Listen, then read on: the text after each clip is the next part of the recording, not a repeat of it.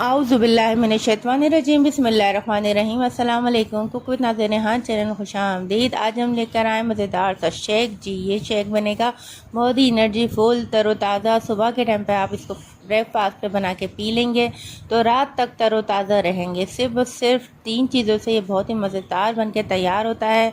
और चलते हैं रेसिपी की तरफ। बिस्मिल्लाहिर्रहमानिर्रहीम। हमने लेने हैं 4 केले। 4 केलों के साथ लेंगे 4 खजूरें, उनके बीज हम निकाल लेंगे। और इसमें शामिल होगा 1 गिलास दूध और चीनी हस्बे ज़रूरत। अगर आप चाहें तो चीनी को स्किप भी कर सकते हैं क्योंकि ऑलरेडी बनाना और खजूर जो हैं वो मीठे होते हैं। केले हमने डाल दिए हैं जूसर में, इसमें दूध डाल दिया है।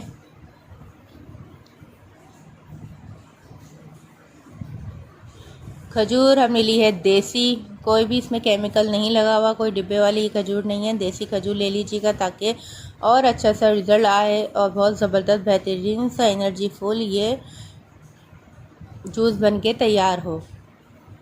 चीनी हस्बे ज़रूरत डाल दीजिएगा। ये बहुत मज़ेदार और यम्मी शेक बन के तैयार होता है और इसका बेस्ट टाइम सुबह के टाइम पर है कि आप नाश्ते से पहले इसको पी लीजिए बनाकर।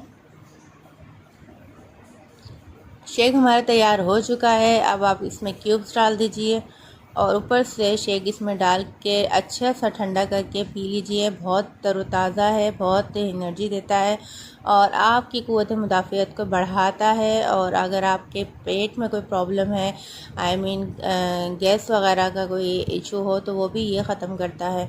लेकिन याद रखिएगा केले जब भी आप इस्तेमाल करें तो इसको तादाद में ही लीजिएगा।